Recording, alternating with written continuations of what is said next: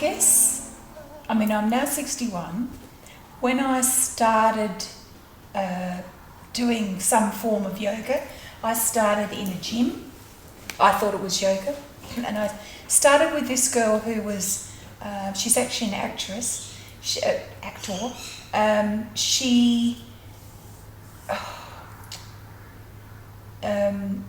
used to say things like, we'd do this exercise class and she'd say, now think of yourself as an impression in the sand.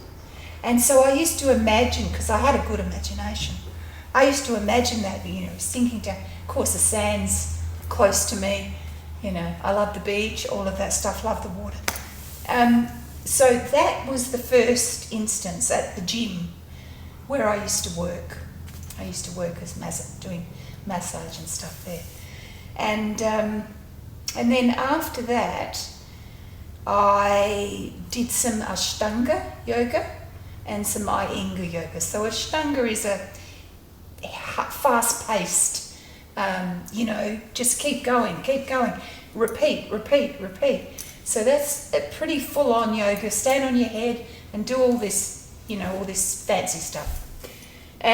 So I did that for a while, and then I did some Iyengar, which is more structured, at the Kensington Park School. And then in 2003, a friend of mine said to me, do you want to go to an ashram? And I went, I thought they were all in India. And she said, oh, no, there's one in Victoria. She said, my friend goes all the time from Melbourne, and we can all meet there and do a lifestyle program. I went, oh, yeah, I'll be in that. So I went along. She wanted to learn how to do a handstand and a proper headstand. And I went there and I got to the gate. Well, it's not really a gate, it's just an entrance, sort of a mud brick thing. And I got there and it was so quiet. And I had just, there was a whole bunch of stuff that had happened, but I got there and it was quiet, and it was like this energy just went straight into me. And I felt different. And I thought, this is what I've been looking for. And then the Swami who ran the ashram came out, and Swami Atma Muktananda, who is the most incredible woman I've ever met, she came out and, she greeted me, and I felt the same thing. I felt this transference of energy from her to me. But it was all around the ashram. Now, she's been there now for 25 years, I think, looking after everything, and through COVID and through this and that. She's amazing. And, speaks fluent Hindi and takes people on, well, she used to India. So then I decided to do the study. It was a 3-year diploma, and it was, psychology and philosophy and all of those things. Classical yoga, none of this hot yoga or nude yoga or, all those things. Study. So I did the study because the guru had said, if you do this study, it's best to do teacher training 1, implement it for, maybe 6 months or 12 months. And then you do your teacher training 2, and then you implement that. So I did it over 6 years, which was a really good time frame. He said you do it at least over 5 years. So that happened for me, and I just think it was the best training I've ever done, certainly in yoga, because I did some stuff before, but it was nothing like this. It was really deep into the philosophy. It was the people there, they were disciples, but they were, it was, the motto was serve, love and give. And that's how they've always been. Now, Atma, who directs this place, have you ever been? I think you'd find it quite interesting. It's changed a little bit now, but it's a place that people can go, and they can learn. And one of my original teachers, Vimal Ratna, he's still teaching, and he does a course in Dimensions of Yoga. So I tell people that they can do that because the other courses aren't available, the longer ones aren't available anymore. Let me ask you, what did you do when you set up your own yoga teaching? Love, serve and Give. So explain to me how you have used that in this creation of this space. Well, I think just there's a lot of people that have come. There's a lot of people that have come to me that want some help with, various problems. Anxiety is a big one. And, sometimes you look at people and you go, they're not anxious. How can they be anxious? They don't look anxious. But they are inside. And I know exactly how that feels now. That sort of, that you can't actually control. So, that I've had some really good little notes, letters, SMSs to say how I've helped them. And I think we always sit here and say, well, it's not me, I'm just a channel, for this stuff. But it's nice to have that acknowledgement, and I don't plaster it out and say, I've done this and I've done that. But certainly I feel confident and happy that I've helped as many people as I have. And I've had a lot of people that have come here because I used to do massage for about 23 years, different types, myofascial and sports and this and that. And so I ran my own business. I used to work with physios and chiropractors. And it's been sort of this progression, hands-on, you get to feel people. I used to work on pregnant women with reflexology, and I could, it was like I could feel the baby. It's like an energetic thing. And I would, I used to poo-poo Reiki. I don't do that anymore. So things like that, with this, I think it's just a continual work with your hands. And it's the same with yoga. In yoga, you've got, you can start with a flow, you've got geometric shapes, you've got animal shapes. It's all part of yoga, and you've got these archetypes. We've got Kali, the removing of obstacles. Get those. If anybody gets in your way, you chop off their head. And that's why all the little heads are around her neck. And, she's got someone there. And then you've got Shiva and Shakti. So energy and consciousness. So these sorts of things, I find them fascinating and interesting, even now, still. And I was just doing some, a couple of courses. One with a Swami who I've done 2 long meditation courses with. Quite hard for me at the moment to sit up straight and do that, but I was giving it a go. And then I did some others on Gyan yoga, which is the yoga of, it's the yoga of who am I? Who am I? Who am I? Why am I here? Self-inquiry. And then the other yoga is Raj Yoga, which is the royal yoga.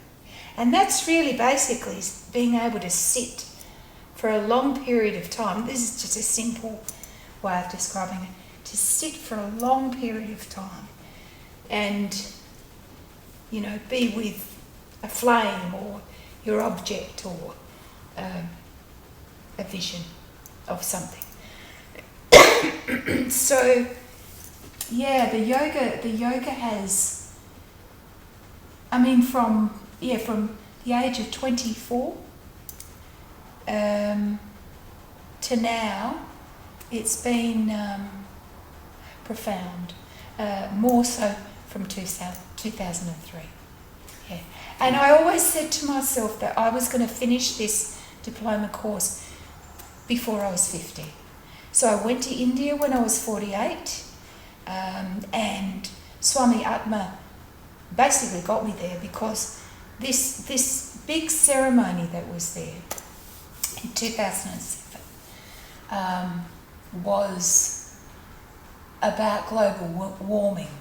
And Swami Satyananda used to do these things each year, and he used to supply, I have pictures, he used to supply all the townsfolk, the people who had matted hair and illiterate, he used to, you know, supply this stuff, you know, help them, you know, little wells and things like that to help them grow and help them survive.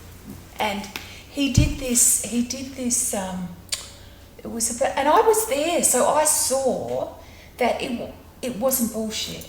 It was really, you know, these people cared about their people and what was going on, and they just helped them with pots and pans and, you know, these were the people that and that is so beautiful.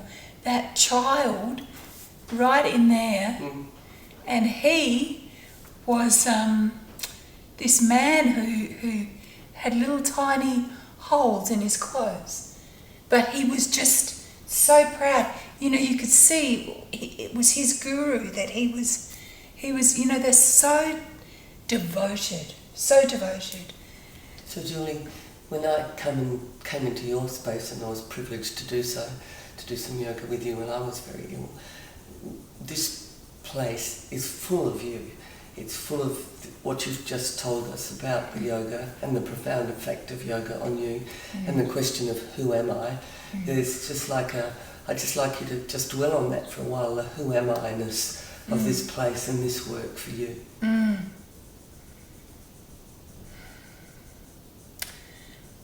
Yeah, well, I think I was living in a little house up the road. It was a little fibro house, and there was a little shed at the back, and that's where I started. And I said to my husband, Ken, you know, why don't we just do something with this shed? So we started, we put some plywood up and all of that stuff, and made it, you know, a little bit okay. I wasn't totally happy with it ever, but it was okay. I couldn't fit that many people in it, and that wasn't the point, you know. But I wanted to fit a few more. So we had this as a bed and breakfast, and I used to pretty well run that.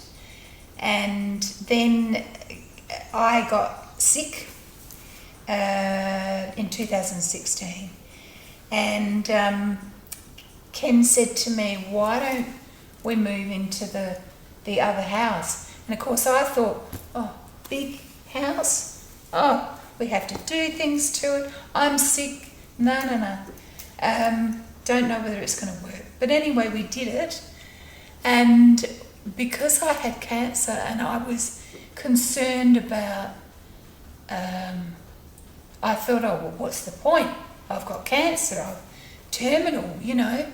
What's the point of building anything else or recladding or whatever? But we did it. And I'm so glad we did, because it's given me especially, 5 years which they never, the doctors didn't ever say I'd have that. They said initially 6 months, and then there was, initially it was, 6 months, and then have all the treatment, the chemo and the radiotherapy and stuff like that, and then,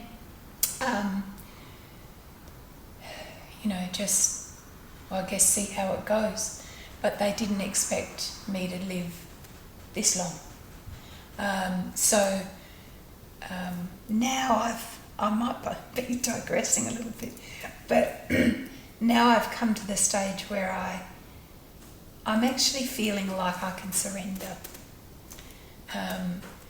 But this room is extremely special. Those doors came from the Cherished Theatre. I bought 4 of those doors. We've got some in the bathroom here. And also, the little bits and pieces. This picture here is one of the photographers who photographs the gurus. Her name is Priscilla, and her spiritual name is Visuddhi, throat chakra, and she photographed. We did a weekend at the ashram of contemplative photography. So we were all playing around. My niece came, Anna came, and Gay came. So we were playing around with photography. I was never very good. I'm more of a snap, and that's it for me. But she photographed us in certain ways, and she said, "What would you like to do with it? Do you want to?" I said, "Well, I'm thinking about a website." So we did that. That's on my, my card. And she did such a beautiful job of it. So that's at the ashram in the big sadhana. So the sadhana hall is the practice room. And these that came from India, from this maker of crystal that was astonishing. All hand cut, and I treasure. So those are those.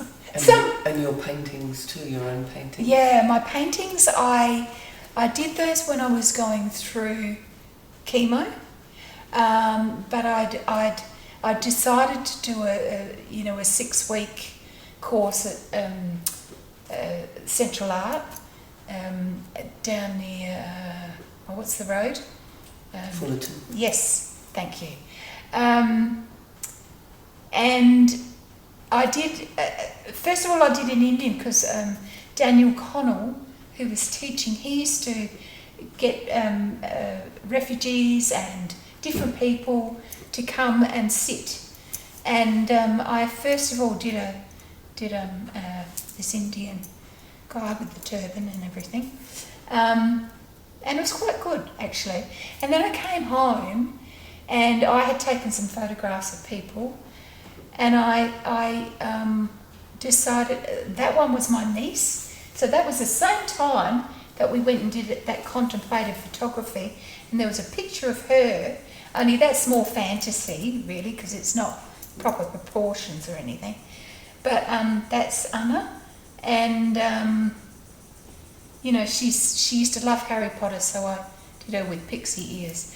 But I used to love painting when I was young, and so it's just a redirection, I suppose.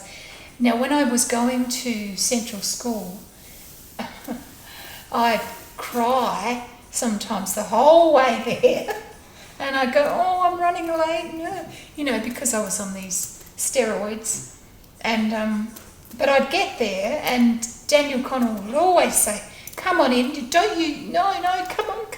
It doesn't matter what time you get here," because he kind of, they understood. Then when I did that one, I took a photograph of a friend, and then I did that, and it turned out, and I was having a really bad day, and it depicted how I felt. And that one, she's so peaceful, And I don't know, it just, that one was more, this is love. This is just full on love. And there's so much in the yoga that I teach and the things that I do. I'm not mancy-pantsy.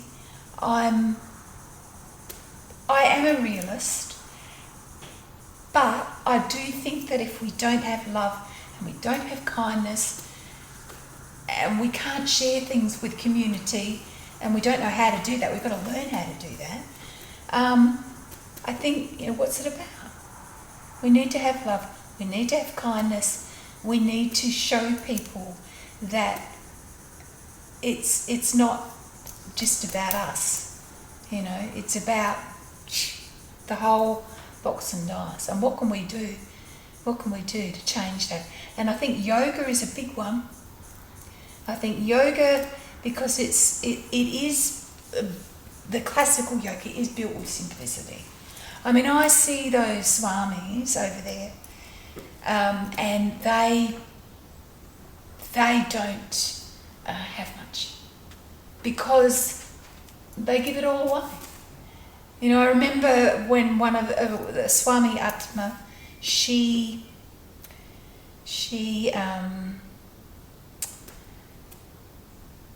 that's right, I gave her some candles. When you have that 3 set of candles, and I thought, I'll give her some candles for the ashram. So I gave her these candles. It could have been for her birthday even. And then a friend of mine, I stayed with him in Melbourne, and I went, he said, it was my birthday the other day. And he said, guess what? Atma gave me these candles. Isn't that lovely? And I went, yeah. I gave them to her.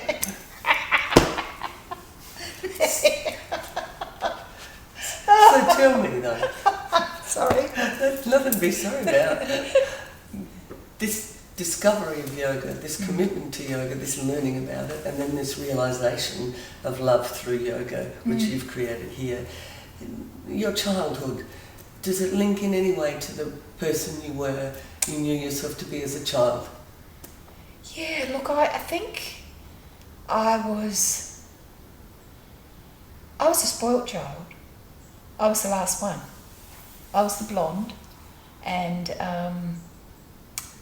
I got away with things. I used to do things like swing on the curtains and blame my sisters, and Mum would believe me. Yeah, and as a child, my father, Dad was really close to us. He was always the one, more than Mum, encouraging, like with dressmaking, because we went to the same dressmaker. It was called Nailon School of Dressmaking. It was down on Duthie Street, and she taught my grandmother, my mother, and my 2 sisters and myself. So I was 14 when I went there. So we did drafting and dressmaking, and then I started to make wedding dresses.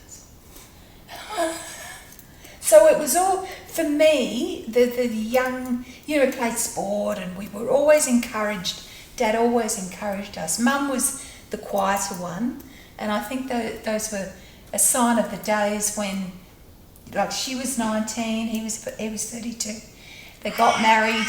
She was pregnant. Probably shouldn't have. Anyway, she wouldn't. I don't think she'd care now. And it was just one of those things that happened a lot of the time. With women, they had to leave work. They were forced to leave work, and that's what happened to my mum. And I think if you can't change what is, but I think if she'd have been a little bit more, she was an only child, if she'd have been, I don't know, a little bit more accommodating with people. She was very shy. It might have worked out a little better for her in her life. because Dad died 30 years ago now. And yeah, Mum's not too good at the moment. But you know, we can always... I've always tried to teach Mum how to breathe, but she's not on the yoga trail. But my sisters are, and I think it's a good thing, because I think I don't care who you are, whether you're, you know, in poverty, or whether you're, you know, quite wealthy or in between. I think everybody needs yoga in some form. In some form. This is not hot yoga, this is not nude yoga, this is not crazy yoga. This is actually, it's cemented in science, really. So there are many things that I know you love. I'd love to go through a bit of a list of them. Well, firstly, talk to me a bit about your sisters. Oh, my sisters. If you wish to. Yeah, my sisters. We're very close. We're all different, but we're very close. My sister, I'm more creative in an artistic way. My sister Gay, so I'm 61, she's 63, and she's more academic, and she's, you know, it's like this computer in her head that goes all the time and doesn't stop. So she can be quite, I guess I could say, manic. I love it a bit though, and we sometimes clash. And Susan, who's the eldest, I think Gay took the first spot though. Susan is like, she's gorgeous too. So she's like a very neat Mother Hubbard. that's, you know, and I call her Harriet Butler too, because she's always walking around with a camera, and she's really into nature, into birds. She knows what types and you know, where they live and all of that stuff. She's and she's a squash maniac. She plays state squash. She's 64, and she loves it. So there's things that, you know, she really loves. I love the fact that she's that way. So she's that way. And Gay is, you know, if you ever need any legal work done or anything like that, Gay's the man. She's your man. And she's incredibly intelligent. You know, we sat and talked one day, and I said, you know, I wish that I could have, instead of getting into drugs when I was young, you know, I wish that I'd have been able to do some extra study, because I didn't go to university, because I actually wanted to do dress design, but I didn't make it. I didn't make it. They didn't accept me, and yeah. So she said, "Oh, don't be ridiculous. You know, you're this way and that way. You know." So we just talked about all of that, and realising that we've got differences, but you know, because I am the personality that I am, it's a good thing, and I'm so glad we're not all the same, because Susan comes along with a basket of goodies, you know, and she helps with the dishes. She's a real sweetie. So it sounds like, though, it's been very important, these relationships for you. Yeah. Tell me a bit about that. Oh, well,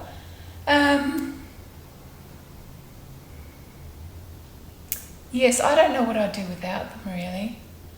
I think that there's so many people in this world that don't have relationships with their brothers and sisters, and they hate them. And that, you know, I think, how can people hate their family? But it happens, and so, you know, I guess I think I'm terribly lucky terribly lucky. People might say, "Oh God, you're sick. You're not so lucky," but it's not that. I feel that probably not answering your question. Doesn't matter. But I feel that I've been really lucky. I feel that I've had 15 lives. The things that I've done, the crazy stuff, the risks that I've taken, driving cars and all of those things. I used lead foot, didn't care, and lucky to be alive, really, because I was involved, when I was younger, I was involved with some very, very heavy people. They were, it was like Miami Vice. It was like these wild parties and bikies and all of that stuff. And I think back and I go, was I really there? Yeah, I was. And that's made me, I believe, streetwise. So I sort of think, well, I was involved with all these people, and I made a decision one day. I was about 20, and I said to myself, I have to stop. It's because I used to do a bit of smoking, a bit of cocaine, a bit of druggy stuff, and I said, I have to stop, because if I don't stop now, I'll be like all those others, in jail or dead. And believe me, a lot of those people are dead. Most of those people are dead. So how did you stop? I was never addicted, you see. I think there's addiction, and then there's people that are not addicted. They just do it for, let's go to a party and let's, have this and feel good. But they're not actually addicted. So there's that addictive gene. That's what I believe, anyway. And I just went to this party one day, and I saw all these people that I knew, and I looked at them, looked around, and I thought, I can't do this anymore. So I actually basically just walked out. And they went, "Oh, what are you doing, man? Have a line," But that's just, I'm sure there's a lot of people in that boat. But I was with people that were involved in murder, and we used to have the major crime squad around, because they used to do breaks every night, and it was just, there was one time when this man, he was convicted. They wanted to convict him for an opal murder, and they had actually come around to the house the night before. So this is really heavy stuff, and they dragged me into the police station, and I wasn't 20, I was 18. That's right. And they said, "Do you know anything about this person?" and asked me questions. And I said, "Look, I don't really know anything. I just know I knew this guy's name." I told them the truth. I said, I knew this guy's name, and that's all I knew. And then I got a phone call from a very heavy drug dealer's father, who said, "Are the brakes on your car all right?" So he was threatening me, and he didn't know what I knew. All of this stuff, it's like foreign to me now. Absolutely foreign. But I went through it, and I think I've come out a better person. I really do believe that. And when Emmy, my niece, because I didn't have children, I wanted children, but I didn't have children. And Emmy, when she was 13, she was performing a little concert with the schoolgirls at St Andrews.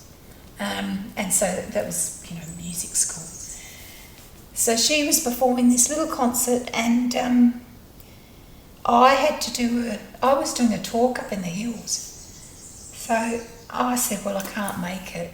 And then my sister said, well, just come down and, afterwards. So I came down, and they performed the whole concert again for me. And I thought, she's 13, and when I was 13, it was a whole different ball game for me. And I just looked at her and I said to her, after she'd done all this stuff, I said, are you ever scared of anything? And she said, oh, I'm scared of things all the time. All the time, AJ, Aunt Julie. And I get the privilege to be called Aunt Julie, AJ. She said, all the time. And I just looked at her and I thought, my God, I was in such a different place when I was 13. Such a different place. But I found my way out of that eventually. Good on you. Yeah. Talk to me a little bit more about these nieces. Oh, well, Emmy is in Melbourne now. So she's just got a job with Boston Engineering, I think, yeah. And I think it's Boston Engineering. Consulting? Yes, thank you. Yes, Boston Consulting. She's very clever. She's very beautiful. She's very talented. Sometimes, and she's a perfectionist, of course. And I wish she wasn't such a perfectionist, but my husband's a perfectionist. And so you know a little bit about that. But she always needs to be first. She feels that she feels that. She doesn't always need to be first, but she feels that way. And she usually gets the job, What is it that you love about her? Oh, God, there's so many things, really. Her vulnerability, her beauty. I remember her when she was first born. I went to the hospital. I was massaging my sister because, of course, she was good. She wanted to do everything, in the what do they call it? The women's, special place. The birthing suite? Yeah, something like that. Anyway, and then Emmy was a little difficult, so she had to have a cesarean, and of course I was massaging her for 16 hours. I just finished work, 9 o'clock, gone into hospital, and I was buggered. So then they left the building. I woke up in the second room. I was asleep because I was so tired, and I woke up, and of course the first question for me was, where's the baby? What's happened to the baby? And the baby was okay, and then I walked in and saw Gay's face looking at her child. My God, I'll never forget that. I will never forget that face, because it was pure love. It was just absolute pure love, and no wonder, And to see Gay's face, it was just beautiful. So that happened with the first one, and then the second one, I went again, and Gay said to me, you know what? She said, Ralph was important, but she said, you were more important. Don't let that one get out. Well, it doesn't really matter now.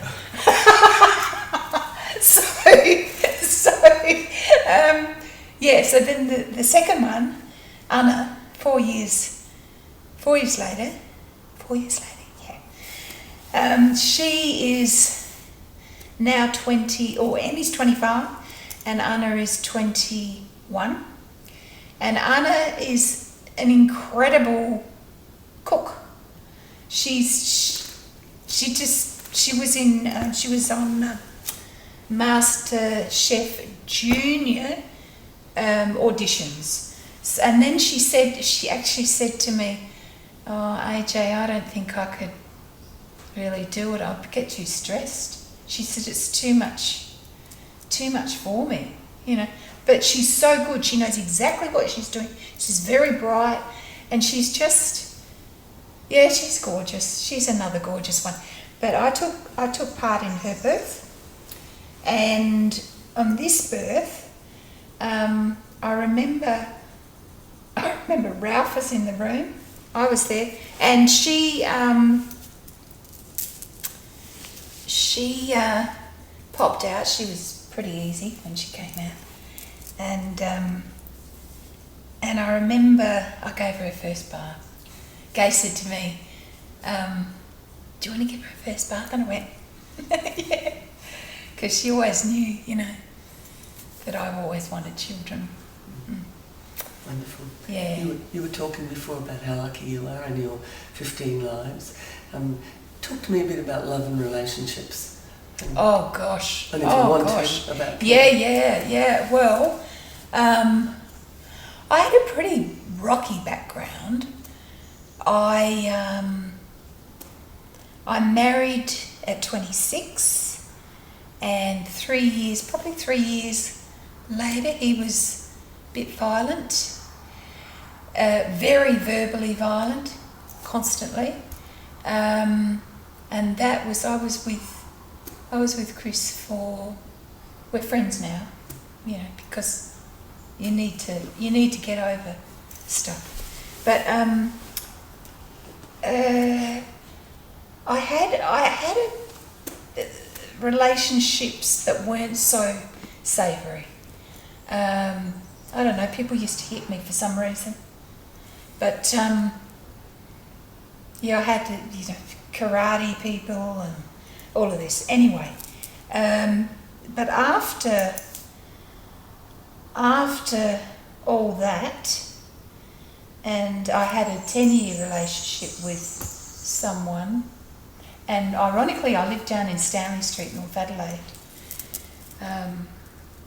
and let me think, I've just got to think of what I'm going to say.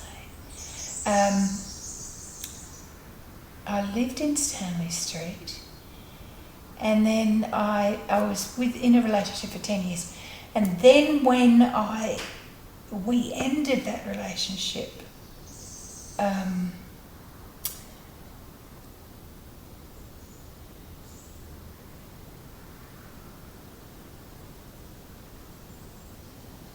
I actually met Ken, my husband, my now husband, because it was a blind date. And I never ever liked to go on blind dates, but I went to see him as an optometrist because I needed to get glasses.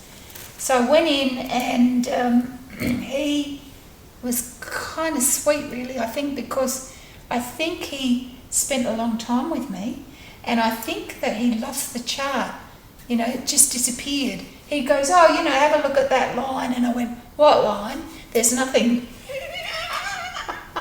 And I thought he is shy. He is a shy man. Anyway, so we sort of arranged to meet up, and I was on a scooter at that stage. I sold my car, and I was on a scooter, and I had a scooter accident, and so, you know, because we planned a walk, so we couldn't do that. So about a month later, I went for a walk with him. I went to, he took me on, not Mount Lofty, but the one before that, and we walked, and it was about, wasn't his normal time of walking, I know that now, but it was, and then he said to me, it was about 6:30, and he said to me, how'd you like to come over for dinner? He said, I can cook dinner because my son, who was meant to come over, he said, I've got a couple of bits of salmon and you know, they'll go off. And I went, oh, that's a good invitation. How about just saying, would you like to come to dinner? You know, I'll cook for you. No. He tells the truth. He's a truthful man. He's the most truthful man I think I've ever come across. You know, he's sincere, he's truthful, he's kind. Anyway, that's him. And so I went, I decided, I said, oh, well, because I was staying at a different house, I said, can you just drop me back to the house? I want to drop the scooter back and then you can come, you know, pick me up. So he did that.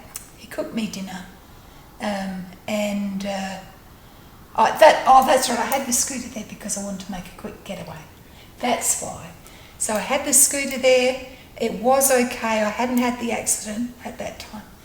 So that was our first date.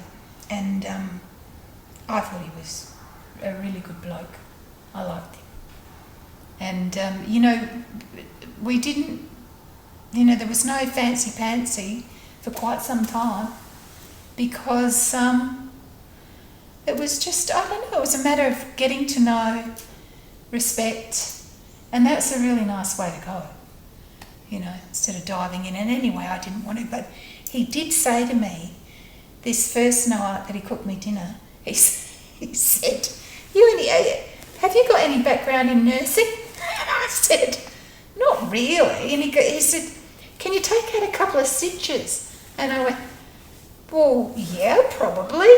You know, I said, give me the equipment. So he gives me the tweezers and the knife and whatever. And it's like he's taken the shirt off and he's got the stitches up here, you know, in the shoulder, and I'm going, oh. But I did it. He hasn't ever asked me to do that again. Maybe he thought I didn't do a good job. And now I've realised that he just spends all this time with the sun doctor because he was a ginger initially. And so he's, you know, of course we all laid out in the sun with the baby oil. So, yeah, he just, anyway, he's an amazing man. I'm so glad that the girls, it was my sister and his sister that went out one night, and he was single and I was single. I just split up, he just split up, and they went, you know, yeah, like white witches. So anyway, they did it and we married eventually, but that was 2016. Tell me a bit about your life here at Normanville together and what you love about it all. Oh, I love this property. I love the fact that we've watched it grow. We've, you know, we've got quite a few natives here, and also things just springing up and without even knowing what they are half the time. You go, oh, what's that plant coming up there? And the hibiscus, the wild hibiscus that's there. Talk about the beach a bit. Oh, the beach. I love the beach. I love the water.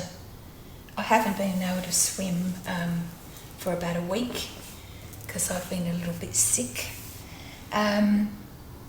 But it's like it quenches my thirst. And I'm a fire sign. Whether that means much, but you know, I do get a little bit hot and frazzled. That's where yoga calms down. The beach, Normanville Beach, is amazing. I think it's so beautiful.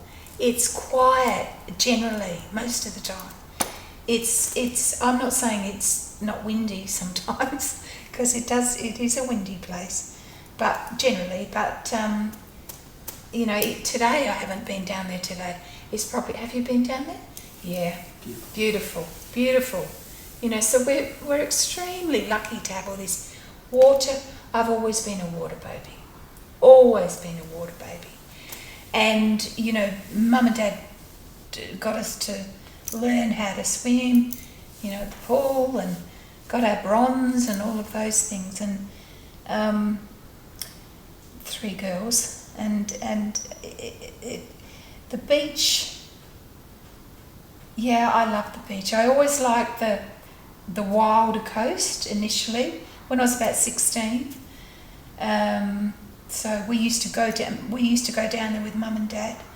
We used to walk along the beach. We used to walk along Nora Creaner, and we loved it. We loved beach combing. So that was our pastime when we were kids.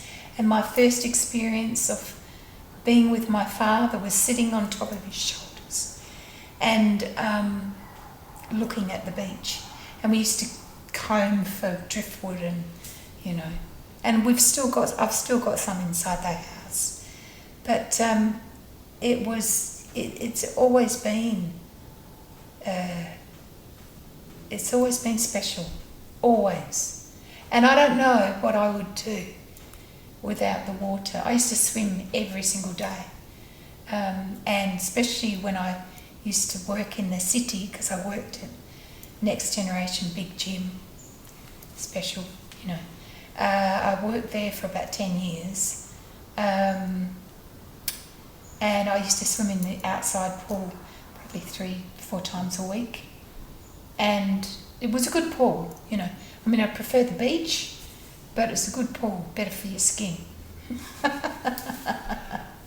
coming soon to the end of this, but I know that music's also really important to you, and dance. But are there any songs that you particularly love, or do you want to have a few words about music or dance? Well, yeah. Look, when I was sick, initially, the only thing I could do was dance, and even conscious dance. So there was a lady here by the name of Kat Worth initially. She changed her name, Rivka Worth. She's known as Rivka Worth now. And she used to teach for the Restless Dance Theatre. And she was very good. So I used to go to a class of hers, which, so it's dance therapy. I used to go to a class which there was about 7 of us usually. We did this on Tuesdays for quite a few weeks, and I would sit in the corner and cry, or I would stand up and shout and scream. It was like, do you remember Radix therapy? It was kind of like that. You could do anything you liked. Didn't matter. We were all in this group that's sort of sacred. And so we we did that, and I thank her for all those times that she worked with us. And in fact, Kate Marie, I said to Kate Marie that it's not this Sunday, the following Sunday, she's going to come here and do another dance from 3:00, so let me know. But dance and music, there's some amazing Sanskrit music. So there's so many. My voice is not so good at the moment, and I don't know whether it's going to get any better. But I can't sing like I used to be able to sing. It sort of stops me at a certain point. But there's all the music. That this for instance, this bowl was. I bought this in Bodh Gaya, the Buddhist centre of the world. Bodh Gaya, the Buddhist centre of the world, which is it's the state of Bihar, right up the top of India. You drive for 7.5 hours 250 kilometres. It takes you 7.5 hours to drive there. And I picked this bowl up. This is where the Dalai Lama comes every Christmas, New Year. And I picked this bowl up there, sitting in a corner, and there's all these other little bowls like that. But this one is made out of 7 different metals. And it goes forever. And I can't, my hand is not good enough to turn it. Usually I could just turn it, but it's got a beautiful sound. So this one is from Tokyo.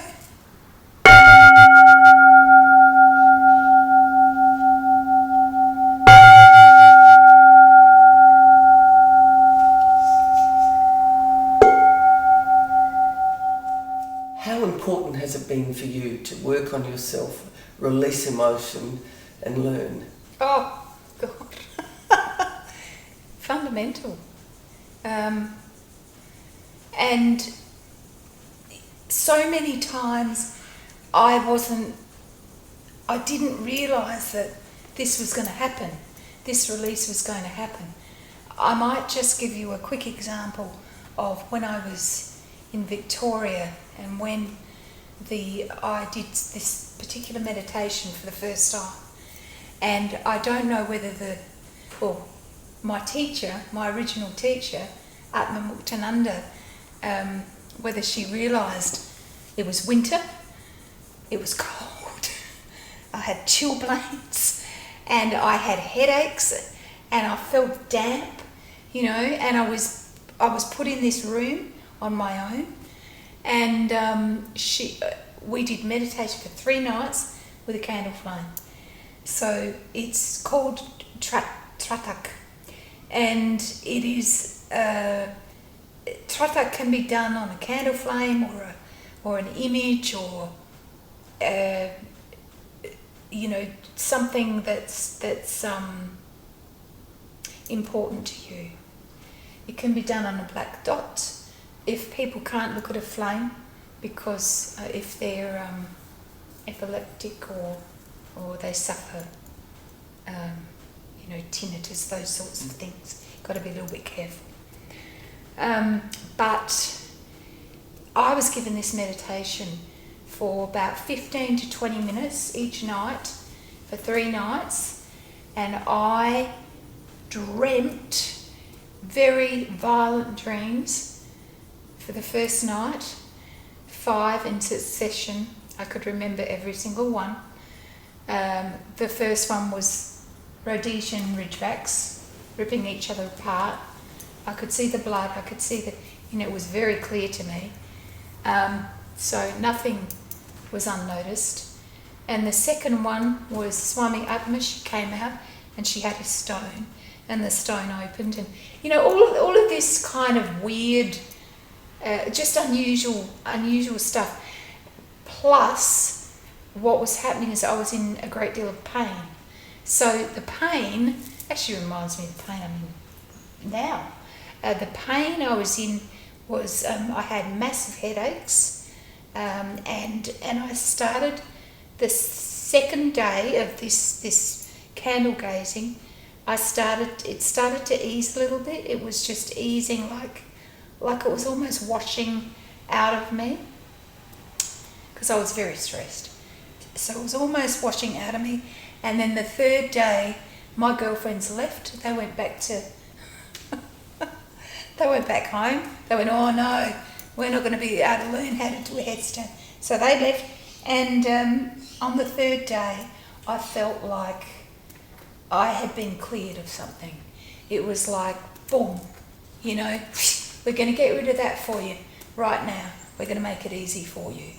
Because I was in a lot of turmoil. This was the first marriage thing. But it was quite amazing.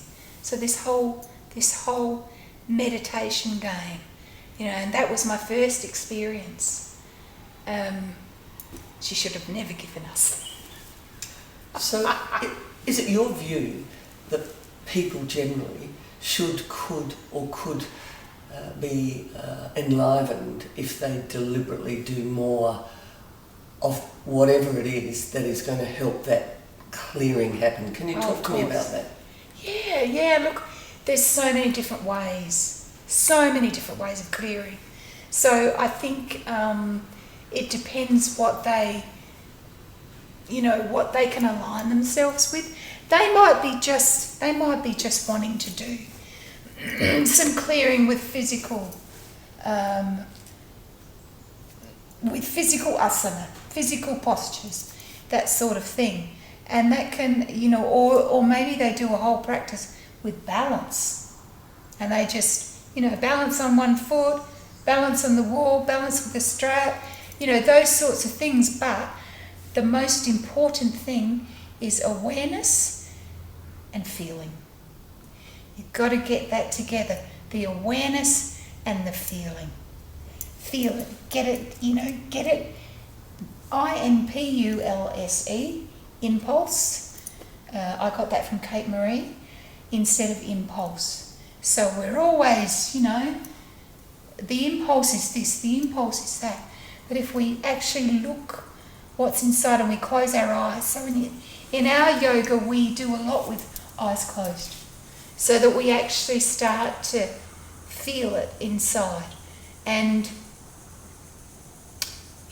perhaps we might reach some form of, I'm not saying enlightenment because I don't think we'll get there, but you never know.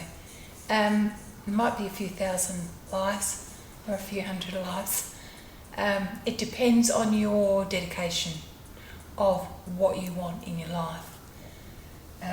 Searching for spiritual stuff. I think, what was the question? Well, it was about getting there. You were describing what getting there is for people, and what would you say for general people they should be trying to do in order to be who they are? All right. I think that they should be just having a process. Just having a process that they feel comfortable with. For instance, if you say, I've got 10 minutes a day, and, and you've never really done a lot of yoga, 10 minutes a day, then I would give you something for 10 minutes. If you've got 1 minute, just thinking about something for 1 minute, just your breath. That's it, just your breath. Up and down, navel to throat, or abdominal, in and out, abdominal, counting, that sort of thing. It's like counting sheep sometimes. But there's so many different, there's so many different avenues. Yoga is so large, so expansive. You can, there's philosophical books, Upanishads, and then there's the Bhagavad Gita, and then there's the, what's the other one? Anyway, there's many philosophical books, and they're just slightly different, So I think it's a good idea. There's, I'm just looking for the books. Normally I keep them here. I think I might have put them out the back. But there's some basic books. There's one that a lot of the colleges use. It's asana, pranayama, mudra, bandha, because they're all included. Then of course there's mantra. So the mantra, it's been said that the mantra is the most important thing. Forget about the asana, forget about the pranayama, forget about mudra and bandha, and think about the mantra, and stay with your mantra. So I've been given a mantra. I took 2 initiations. I haven't got the orange, but I've got the yellow, and so if I'm on the ashram, I'll wear yellow as a matter of respect. Mantra means, it comes from manas, mind, and tra, liberation. So that is the Sanskrit word, and it's been said that mantra is, and that's the way you pronounce it, not mantra. It's been said that it's the way to bhakti, which means love. And if you repeat it, it could be just something like Shema, which means love, which is that's a Native American Indian. So it doesn't necessarily have to be Sanskrit, but Sanskrit, I've been told, is the oldest philosophical language in the world. So it's very powerful and has different frequencies you can use for different things, for healing, for wisdom, for removing obstacles and distractions, things like that. So, and different times of that. For instance, the Guru mantra, which means the Guru inside, is Om Guru Devaya Vidmahe Parabrahmani Dhimahi Tanno Guru Prachodaya Ata. And so it goes on like that, the Guru mantra. And then there's other mantras specifically. So there's hundreds. And I have books on the mantras, and I have the musical chords for the mantras, for a lot of them. I've got a book which has about 180 or 170. And so they're all little bit different than one another, but you lock into one and you think, oh, that's beautiful. There's one which I really love, which is Twameva Mata. I can't reach those notes anymore. Twameva Mata Chapita Twameva Bandor Jasaka Twameva Vidya Dravinam Twameva Sarvam Mama Deva. You better cut that one out. But it means Twameva. I've actually got I think I've done a sound recording of that actually. But it's you are my mother, you are my father, you are my sister, you are my brother, you are everything, you are the divine. So that's kind of what it means in a roundabout way.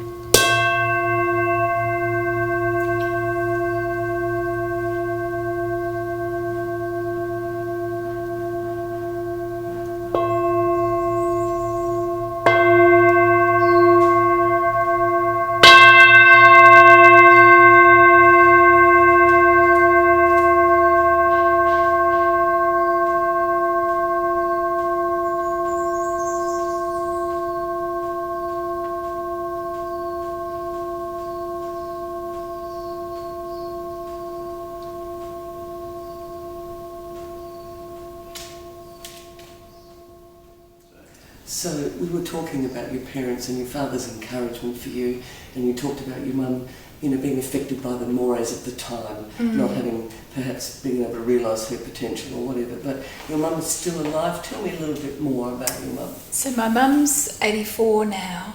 She lives with my sister, my eldest sister. She looks after her. And Mum had a stroke a little while ago, but my mother was a great influence, and I told her this the other day actually. She was a great influence in my my fashion sense. And she used to, when she was younger, she used to buy beautiful fabrics, brocades, and she used to search for buttons. She used to spend all her pay on this sort of thing. And I always used to sneak into her wardrobe and, see all the... I remember this bright green dress that she had, which was extraordinary. And we as myself and my sisters, took over sort of... she used to help us, basically, with our dressmaking life. And she always looked very glamorous. She was quite beautiful. I thought she looked like an Italian princess. And she gave us a lot because she did teach us those sorts of things, Dad might have been the person who orchestrated, but she was the one, to be there and teach us more stuff about it. So I always, I was very close to Mum actually. We used to go away a lot together, Daylesford, Victoria, or somewhere, I'd take her. We'd all take her to places. And I remember, Dad used to say, come on, you girls need to go away together again.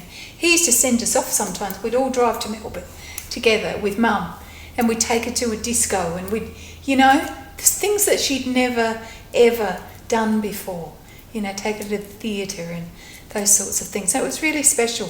So I was probably the closest one to Mum. Gay always said to me, my middle sister always said to me, I don't know what Mum would do without you, because you're the closest one to her, Yeah. So tell us about the boxes. Why the boxes? Well, the boxes are special because I had a seizure and I lost the use of my right arm properly, so I couldn't paint big pieces like I was before. So I decided to just do something with tissue boxes, with the ones that you buy at Bunnings, and Porter's paints, because they're brilliant paints. We've actually got them on the yoga walls. So, I always loved fabrics and colour and, as I said before, artistic expression, but just ideas, just ideas. And sometimes they work, sometimes they don't, sometimes I have to paint over them. Trees and nature, and I love doing it. Yeah. That's all we need. Thank you. Thank you.